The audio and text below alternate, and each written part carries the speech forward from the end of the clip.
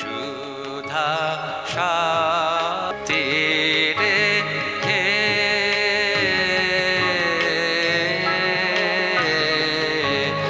এসেছে নর নারী সুধা রস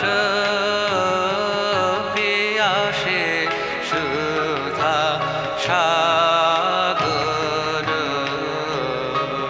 তীরে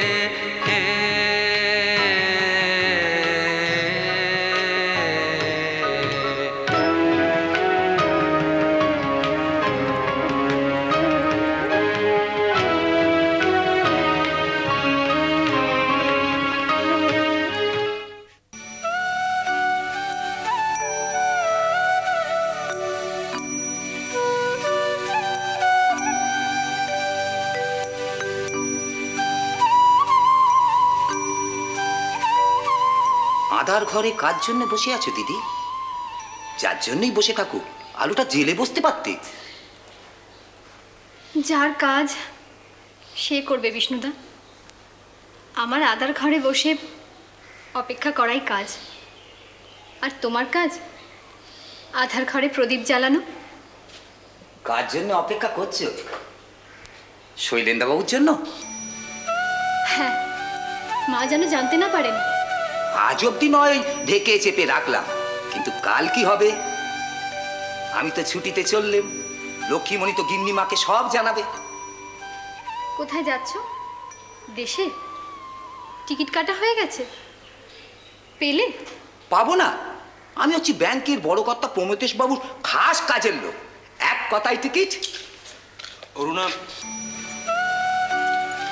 আচ্ছা অরুণা, তুমি তো জানো যে তোমার মা পছন্দ করেন না অসময়ে বাড়িতে আসা, তবু তুমি আমাকে কেন বারবার ফোনে ডেকে পাঠাও? তা আমার ডাকে সাড়া না দিলেই তো পারতেন।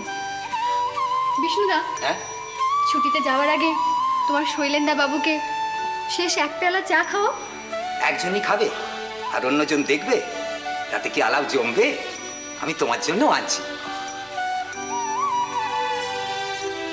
হ্যাঁ, কি যেন বলছিলে? ও, ডেকে পাঠিয়েছি কেন? তা কি করবো বলো? আমার যে বারবার চিৎকার করে বলতে ইচ্ছে করে, শৈলেন আমি এখানে। অরুণা, তোমার ডাকে আমারও সাড়া দিতে খুব ইচ্ছে করে। আমি জানি অরুণা তুমি কোথায়, কিন্তু কিন্তু আমি পারি না তোমার মায়ের ভয়ে। ভালোবাসায় ভয় পেতে নেই শৈলেন, তাহলে ভালোবাসা হেরে যায়, আর হাঁটতে হাঁটতে একদিন মরেও যায়। তোমার আবেগ তুমি যেভাবে প্রকাশ করতে পারো অরুণা, আমি তা পারি না। দেখো, তোমার বাবার সামনে আমি যতটাই সহজ, তোমার মায়ের সামনে ঠিক ততটাই। বাবাই তো বাড়ির কর্তা, মাকে ভয় কিসের? অরুণা, যতদিন গায়ে গন্ডারের চামড়ার পোশাক না পরতে পারছি, ততদিন তো ভয় পাবই যদি আমাকে অপমান করে দেন। কি বলে অপমান করবেন? কারণটা কি? সকালবেলা তো আমি পড়িয়ে গেলাম, তাহলে সন্ধ্যাবেলা আবার কেন এলাম? কাল সকালে তো আসতে পারতেন। সে তো বইয়ের পড়া। সংসারের মাস্টারনীরা শুধু বইয়ের পড়াই বোঝে অরুণা। না মাস্টার মশাই, তারও একটা মনের পড়ার বই আছে। আমার বাবা প্রমথেশ বাবু, তার এখন ফেরার সময়, কোনো দিকে মন দেওয়ার সময় নেই মায়ের। অতএব আমরা এখন নির্ভাবনায়, নিরালায়, প্রেমালাপে ব্যস্ত থাকতে পারি, তাই তো? হ্যাঁ, শুধু আলাপ, প্রলাপ নয় কিন্তু শৈলেন। কর্তাবাবু এসে গেছেন, গিন্নিমা তাকে নিয়ে ব্যস্ত হয়ে গেছেন, আমিও লক্ষ্মীমণিকে নিয়ে ব্যস্ত হয়ে যাব। অতএব আপনারা চা খেতে খেতে গল্পে ব্যস্ত হয়ে যান, এখন খানিকক্ষণের জন্যে ভয় নেই।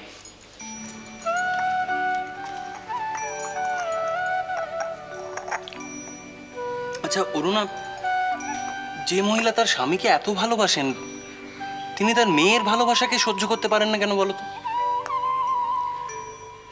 প্রশ্নটা আমারও, কিন্তু এসব ভেবে আমরা সময় নষ্ট করি কেন? চলো না শৈলেন, ছাদে যাই। না না, থাক, আমরা ছাদের তলায় নিশ্চিন্ত আশ্রয়ে বেশ আছি, এখানেই থাকি। প্রাণে খুশির তুফান উঠেছে উঠেছে, প্রাণে খুশির তুফান, ভয় ভাবনার বাধা টুটেছে টুটেছে, প্রাণে খুশির তুফান। তুমি কতক্ষণ? খানিকক্ষণ। অফিস থেকে ফিরে নিজের শোবার ঘরের দুয়ারে দাঁড়িয়ে থাকে নাকি কেউ? থাকে, যদি তার নাম হয় প্রমথেশ আর তার স্ত্রীর নাম হয় সুনেত্রা। বয়স কত হলো? মেয়ের যে বিয়ে দেওয়ার বয়স হয়ে গেল, সে খেয়ালটা আছে? হ্যাঁ, 17। ঠিক এমনি বয়সে তোমাকে বিয়ে করেছিলাম। আজ তোমার 38 হবে। তোমায় দেখে ভাবছিলাম এই 38-এও 17টা হারায়নি। কি করে বুঝলে? এই শরবতের রং দেখে। কিসের শরবতে এমন রং? বাহ, দর্শন এবং রসনা দুটোকেই তৃপ্তি দেয়। ফল সার, সস্তার ফল তোমার প্রশংসায় দামি হয়ে উঠেছে। বিয়ের 20 বছর পরেও এত ভালো লাগা পাও কোথা থেকে গো তুমি? আসলে কি জানো, বিবাহটা চিরজীবনের পালাগান। আর ধুঁয়ো মাত্র একটাই, কিন্তু বিস্তার প্রতিদিনের নতুন নতুন পর্যায়। আর এই কথাটা ভালোভাবে বুঝেছি তোমার কাছ থেকে। কি জানি কোন অজান্তে বুঝিয়েছি তোমার। শুনে, এসব বোঝাতে হয় না, বুঝে নিতে হয়। তোমার মাঝে আছে ভালোবাসার ঐশ্বর্য, ফুরোতে চায় না তার সমারোহ। দেউড়িতে চাঁদ প্রহর বাজে, তার সাহানার আগে নেই। মাঝে মাঝে বড় অবাক হই তোমার কাব্যি শুনে। তোমাকে যে অবাক করতে পারি, সেও তোমারই গুণে। তোমার মাঝে এত আবেগ, তুমি ছবি না এঁকে, কবিতা না লিখে ব্যাংকে বসে টাকা গুনতে গেলে কেন গো? মানুষ যা হবে ভাবে, সবসময় কি তা হতে পারে? আমি যা চাই, আমি কি তা পাই? যদি মনের জোরে চাই, তাহলে কেন পাইনি? পাইনি কারণ আমার জন্য আমার ভালো চাওয়ার যে আরো অনেকে আছে। শুনি, আমাদের অরুণা যা চায় তা কি সে পায়? তার ভালো মন্দ আমরা কি জোর খাটিয়ে তার হয়ে ভেবে দিই না?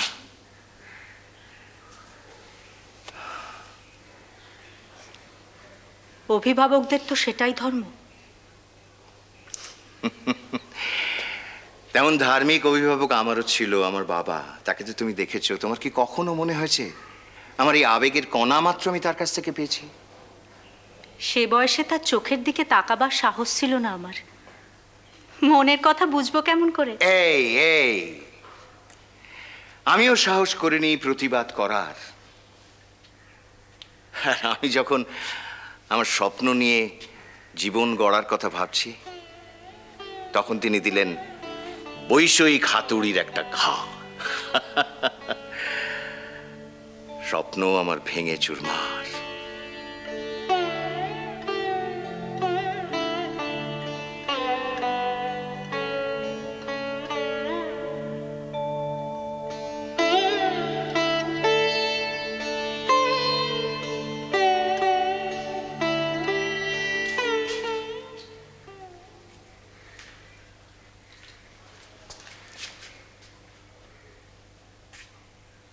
পাশ করে বসে বসে কেবলই দূরবীনে চোখ রাখছো?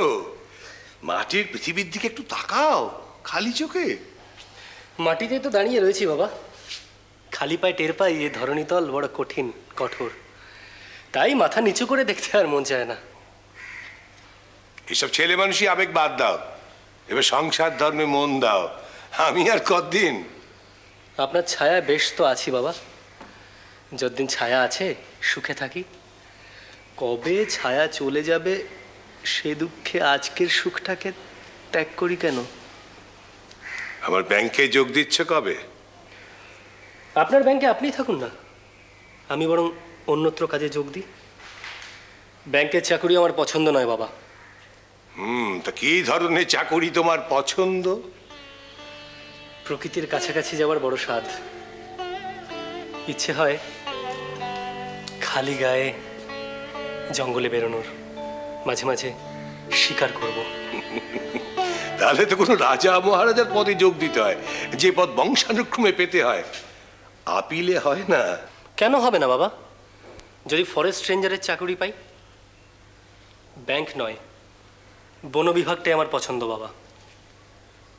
তোমাকে এত অঙ্ক ইংরেজি শেখালাম, সে কি কেবল ওই বনে জঙ্গলে দৌড়ঝাঁপ করার জন্যে?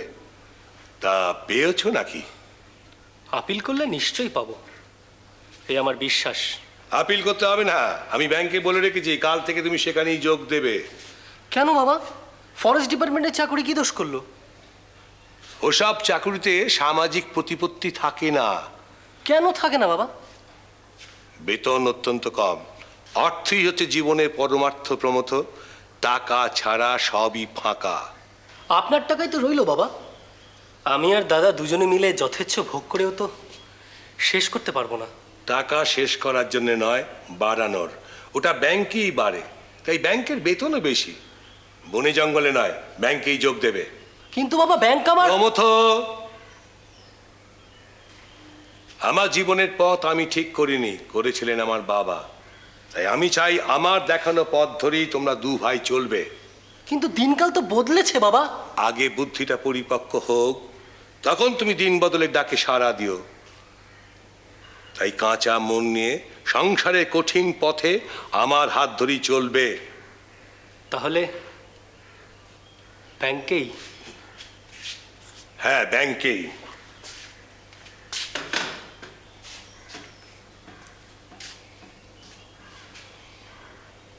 দামি কলম, কবিতা লিখো না, হিসেব কষো।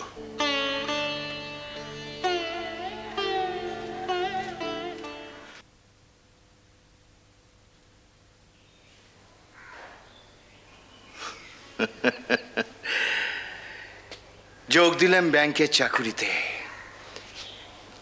তবে ভাঙা স্বপ্ন জোড়া লেগেছে তোমাকে পেয়ে, অরুণাকে পেয়ে। তবে মেয়েটা যে বিগড়ে যাচ্ছে, একটু নজর দাও। বয়সটা যে বড্ড কাঁচা, আর তাই জেদটাও বেশি। আমার মেয়ে তেমন নয় শুনি, জেদ করে কোনো অন্যায় করবে এই বিশ্বাস আমার হয় না। এই বয়সে পোশাক আশাকের ব্যাপারেও জেদ হচ্ছে। এটা তো সাজসজ্জারই বয়স শুনি। গাছে যখন সবুজ পাতা, ফুল তো তখনই মানায়। পাতা ঝরা ন্যাড়া গাছে ফুল ধরেও না, মানায়ও না। তাহলে তো আপত্তি ছিল না আমার। পুরনো স্বদেশী ভাবনা মাথায় ঢুকেছে, খড়দর পড়তে চায়। আমি অবশ্য পড়তে দিই নে। বাবার মতোই নবীন চাওয়াকে প্রবীণ দুর্মুষ্টির পিষে দাও।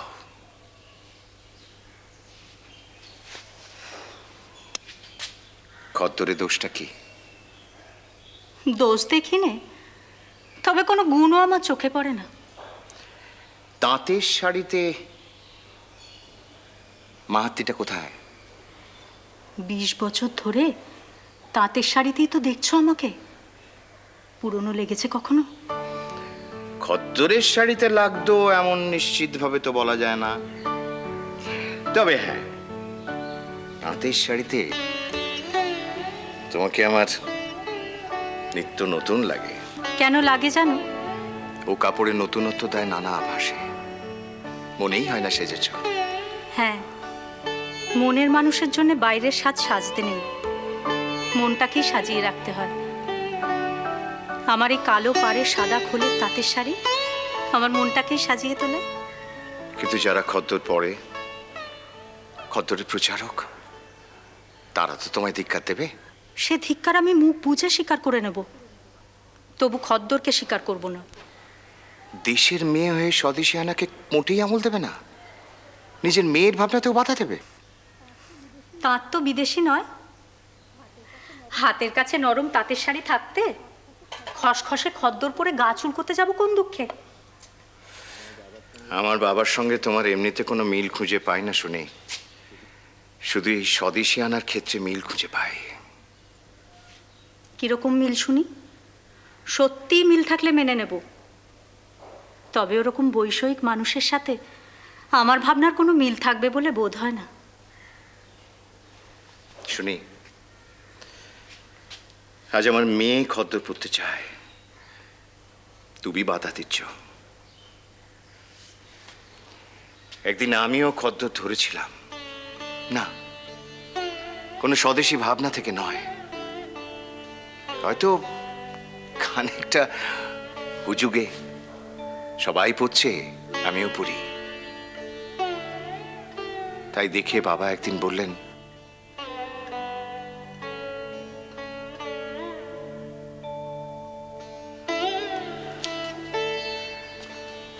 প্রমথেশ, তুমি কি আজকাল দূরবীন নিয়ে ব্যাংকে যাও নাকি? না, আপনার দেওয়া দামি ঝর্ণা কলমটা বুক পকেটে নিয়েই যাই। আজ ব্যাংক ছুটি, তাই আবার হাতে দূরবীন তুলে নিয়েছি। কেন বাবা? তোমার নামে বড়বাবু নালিশ জানিয়েছেন, কাজে তোমার তেমন মনোযোগ নেই, তাই ভাবলাম দূরবীন নিয়ে দপ্তরে যাচ্ছে বুঝি আজকাল।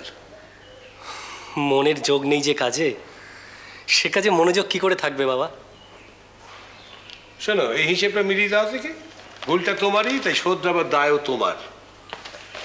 ছুটির দিনে ব্যাংকের কাজে মন থাকে না, মনোযোগের অভাবে আবার ভুল হবে। তোমার মনটা আজ কোন দিকে ধেয়ে চলেছে? স্বদেশী টদেশী করছো না তো? আপনার ছেলে হয়ে স্বদেশী?